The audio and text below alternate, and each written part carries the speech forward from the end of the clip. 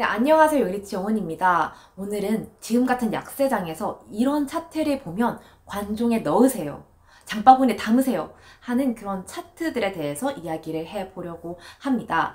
실제로 제가 매매를 하는 기법들을 좀 소개해드리려고 하는데요. 제가 사실 이런 차트 기법은 거의 얘기하지 않았잖아요. 주로 이 기업들은 어떤 사업을 하고 할 거며 향후 성장성이 어떻게 될 거다에 초점을 많이 맞췄던 편인데 사실 그 방법은 지금이 아니라 이전에 좀 잘 먹혔던 방법이에요. 금리가 좀 인하되거나 적정해서 시중에 풀려있는 돈이 많을 때, 그리고 좀 미래에 대해, 미래 경기에 대해서 낙관적인 반응이 많을 때 쓰면 좋은 방법인데, 지금같이 인플레이션에 대해서 정말 많이 걱정하고 경기가 좀 꺾일까 말까에 대해서 고민하는 시기에는 미래에 대한 배팅보다는 좀 단기적인 대응이 더 낫지 않나라고 생각이 들었습니다. 사실 하다못해 큰 손들조차도 지금 현금 확보에 온 힘을 다하고 있어요. 며칠 사이에 그 나스닥의 빅테크 기업들의 시총이 1조 달러, 네, 1조가 아니라 1조 달러가 그냥 증발했고요. 뿐만 아니라 대표적인 위험 자산 중에 하나죠. 가상화폐 시장, 네, 비트코인, 이더리움 할 것이 모두 다 폭락을 맞았습니다. 그러면 한국장은 조심해야 되는 거 아닌가? 라고 물을 수도 있는데, 물론 조심해야 되는 시기고 보수적으로 대응할 시기는 맞지만 그렇다고 손 놓고 있을 수는 없잖아요. 저희도 현금 확보를 해야죠.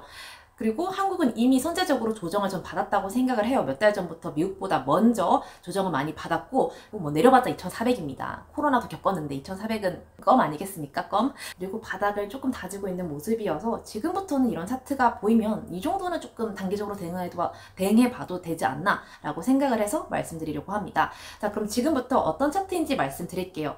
아직 관심이 살아있는 업종 중에서요, 역배열이 나 있는데 이게 이평선이 모아지면서 21선을 강하게 뚫고 오는 양봉이 생기는 그런 차트, 네, 그 차트를 노리셔야 됩니다. 사실 저는 여기서 플러스 알파를 조금 더 보긴 하는데요. 자, 그럼 조금 이따가 제가 직접 매매한 차트를 보고 말씀을 드릴게요. 자, 그러면 앞서서 살아있는 업종이란 뭘까? 돈을 더 많이 벌게 되는 업종이라기보다는 좀 이익이 유지될 수 있는 경기 방어주가 될 것 같은데요. 통신주가 될 수도 있겠고요. 그리고 이번에 마스크 약간 야외 해제령과 더불어서 화장품, 백화점, 네, 쇼핑 이런 것들도 조금 살아날 수 있겠다 생각을 했고, 특히 이제 살짝 외국 항공선이 조금씩 뚫리고 있어요. 그렇다면은 그렇게 막 유익한 건 아니지만 카지노, 그리고 또 많이 유명하신 그 전인구 경제연구소의 전인구 소장님이 쓰신 돈의 흐름이란 책에서 보면요, 경기가 안 좋을 때는 오히려 스몰 럭셔리 제품이 강세다라고 말을 해주셨어요. 스몰 럭셔리라 하면은 그렇게 가격대는 조그마해서 비싸지는 않지만 그런 조그마한 사치품인데요. 예를 들면 립스틱이나 화장품, 그리고 스타벅스, 네, 고급 커피를 들 수가 있겠습니다.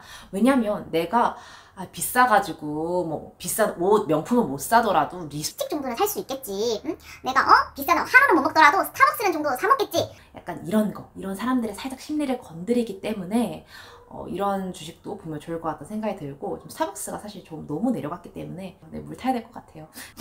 두 번째로 살아있는 업종은 바로 신정부가 출범을 했잖아요. 그래서 정책과 연결될 수 있는 정책 관련주는 언제나 살아있는 업종입니다.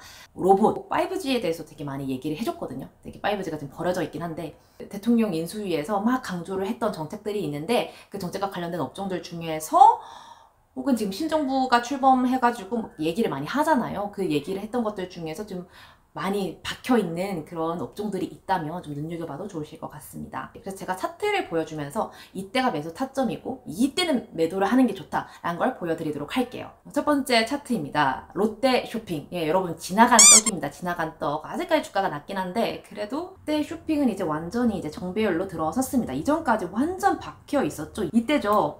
긴 양봉이 나왔습니다. 긴 양봉이 나오고 21선을 강하게 뚫을 때 이때가 매수 타점이 될 수가 있는데요. 사실 이거를 바로 놓칠 수도 있고 아니면 그날 종가에 잡을 수도 있거든요. 근데 저는 조금 플러스 알파로 어떤 걸 더 노리냐면 그 다음 날에 거의 반의 확률로 거감음봉이 나올 때가 많아요. 거감음봉 뭐냐면 거래량이 급감한 음봉입니다. 자, 그래서 이미 여기 또 거래량이 실리면서 들어왔기 때문에 별로 안 파네? 한 번 더 탄력을 받아서 더 가게 되는 거죠. 자, 물론 여기서는 음봉이 2번 떨어졌지만 저는 이때 그래도 맨 처음에 시작됐던 이 거래량이 실린 큰 양봉의 절반을 해치지 않는다면은 이거는 투심을 좀 져야진 않겠다 해서 그냥 끌고 가는 편이고, 만약 이때 깨버리잖아요. 깨버리면은 아 이거는 안 된다. 왜냐면 다시 꺾이게 될 가능성이 있기 때문에 손절을 치거나 네, 매수를 하지 않는 편입니다. 이때 첫 양봉의 거래량은 적어도 100 이상은 나와야 돼요. 200 이상은 나오는 게 좋고요. 그 다음날 거래량 같은 경우는 음봉인데 제일 작은 걸 좋아하긴 하는데 50 이내, 30 이내면 더 좋습니다. 이렇게 해서 쭉쭉쭉 가다가 언제 매도를 하냐면 바로 매물대입니다. 이 매물대를 저번에 말씀드리긴 했는데 이 매물대가 있다는 거는 사람들이 이때 팔고 싶어진다는 거거든요. 차익 실현 매물이 나올 수가 있어요. 아니 이거 가격이 이렇게나 많이 내려가는데 이때 사람들이 판다고 하지만 뭐 6개월, 2년, 3년 물려 있어 봐요. 안 팔겠냐고. 팔게 됩니다. 저도 정말 오랫동안 물려있던 기업이 있었는데요.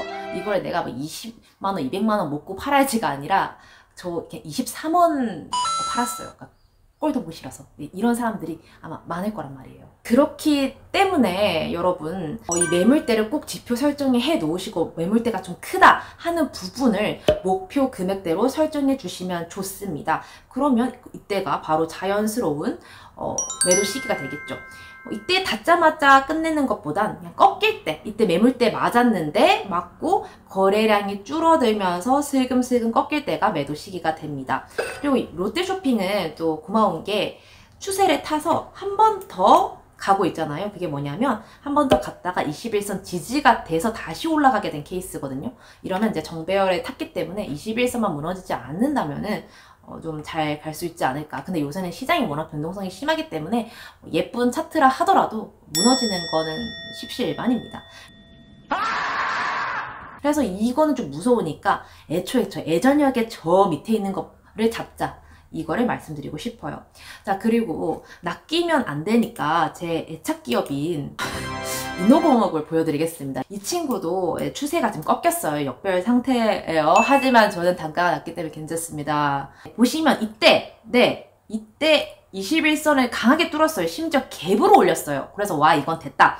와 이건 됐다 했는데 바로 그 다음날 아예 그 양봉을 잡아먹는 음봉이 나와버렸어요. 그러고자 어떻게 됐어요? 그대로 쭉 미끄러져 내려갔습니다.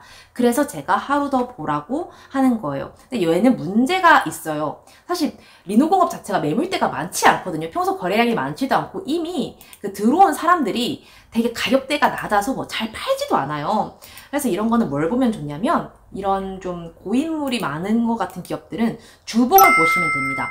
주봉상 왜냐면 여기에 보면은 지금 61선, 201선, 121선이 있기 때문에 뚫기가 힘들 수 있어요. 그래서 주봉상 21선을 뚫어 올렸다면 아 이거 힘이 다시 생긴 거기 때문에 이런 기업 같은 경우는 이런 주식 같은 경우는 주봉상 21선을 뚫는 것을 보는 것을 추천드립니다. 그렇다면 한 가격대가 이걸 보니까 한 17만 9천 원대? 이때 18만 원을 좀 탈환을 하면은 리노공업도 이제 들어갈 때가 됐다라고 보면 되겠네요. 저는 이때 매수를 좀 할 생각입니다만.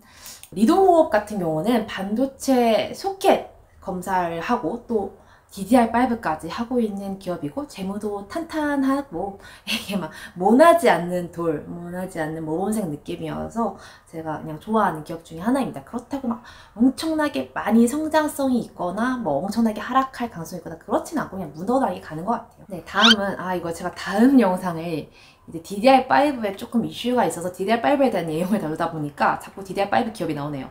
ISC입니다. ISC도 이 방법을 통해서 매매를 좀 했던 그런 기업인데요.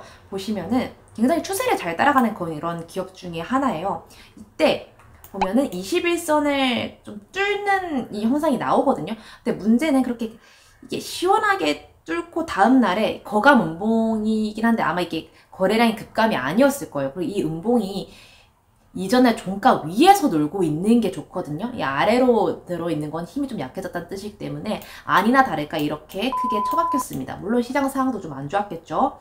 그리고 다시 한번 역배열 상태였다가 21선을 강하게 뚫는 양봉이 나와주었고요. 바로 위에 61선이 있음에도 불구하고 거감 음봉이 잘 지켜주었습니다. 그러자 이게 쭉쭉쭉쭉 올라서 지금 이 지경까지 오른 거죠. 이 지경까지 올랐다가 다시금 21선 지지를 받고 있는데 좋은 기업이고 좋은 사업을 하는 기업이지만 지금같이 단기적인 대응을 해야 되는 시점에서는 이렇게 추세선이 살아있긴 하지만 이미 많이 올랐기 때문에 먹을 게 얼마 없을 수도 있다라는 단점이 있습니다. 이런 기업을 잡으면 좋다는 얘기를 말씀드리고 싶어요.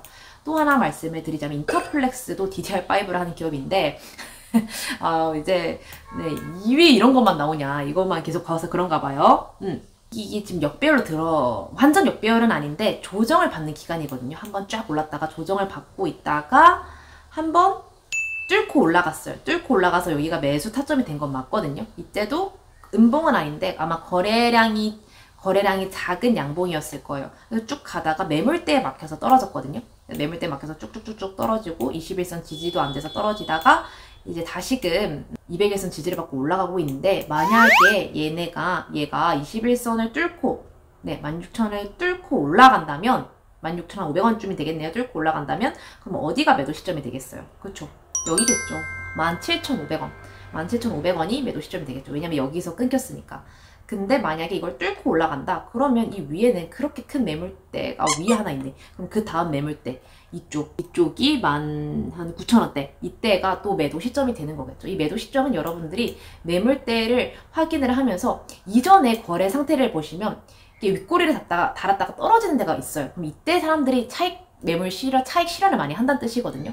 그럼 또 이때 갔을 때 여기 물려있는 사람들이 차익 실현을 한다는 소리니까 이런 거는 보시면 좋을 것 같아요.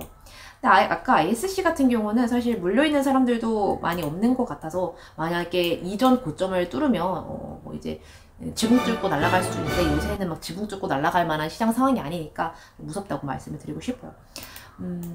마지막으로 제가 낚였던 것도 말씀을 드릴게요. 이 방법이 무작정 다 맞는 건 또 아니거든요. 이건 조심해야 돼요. CRS라는 기업인데요. CRS도 2차 전지 장비주예요. 제가 2차 전지 장비주가 많이 없어서 좋아했는데 이제 또 에베레스트 갔다가 점점 이제 동네 사양으로 내려오고 있어요. 진짜 가는 줄 알았어.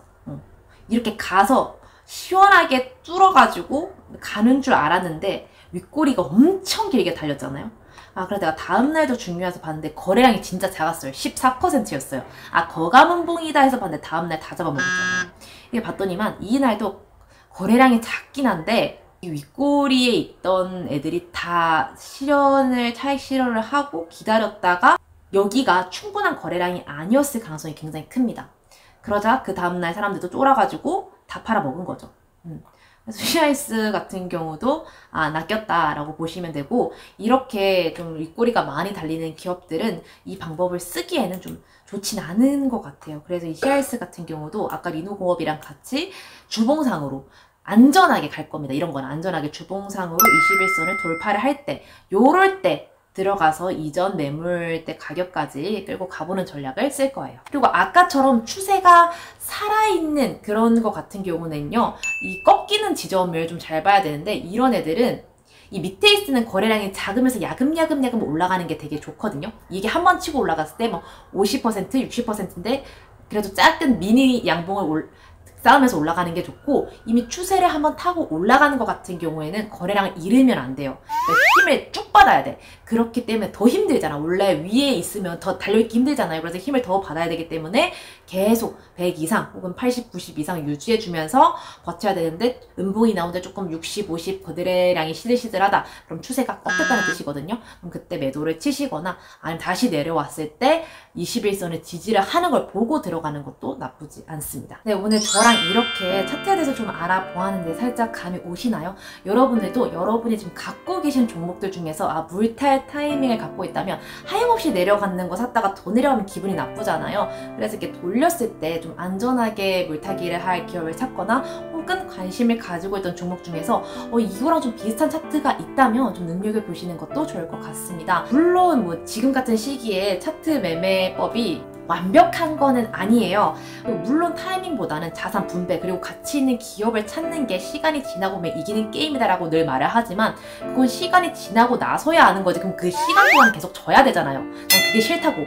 그리고 그 시간 동안 뭘 먹고 삽니까? 그래서 그 중간중간에 이런 방법으로도 내가 수익을 챙길 수 있다면 챙기는 게 저는 오히려 더 낫다라고 생각을 해요. 용돈벌이는 해야 될 거 아닙니까? 조금 수익 실현을 하면서 또 주식의 재미를 봐야 된다라고 생각을 하고, 그를 통해서 현금도 확보를 하면 좋겠죠. 더 잃으면 안 됩니다. 이 주식 매매법을 입시와 좀 관련을 시켜보자면 미래 성장성이나 좀 미래 사업성을 보는 거는 좀 정시에 가깝고요. 포텐이 터질 수도 있고 안 터질 수도 있어. 대박이 나거나 쪽박 날 수도 있잖아요. 그리고 꾸준한 재무제표가 나오는가, 꾸준한 이익이 나오는가는 좀 수시에 가깝고, 그리고 이런 차트 기법 같은 경우는 수행평가에 가깝다라고 생각이 들어요. 네, 수행평가 잘 보면 기분은 좋지만 수행평가 아무리 잘 봐도 수시, 정시 말아먹으면 끝장나잖아요. 그래서 우리가 수시나 정시 같은 방법을 더욱더 메인으로 많은 금액으로 해야 되는 건 맞고, 이런 수행평가 같은 방법은 단기적으로, 그리고 진짜 연습하듯이 소액으로 한번 연습해 보셨으면 좋겠습니다. 여러 가지 방법을 도전해 보는 것도 저는 경제 공부의 일환이라고 생각이 들어요.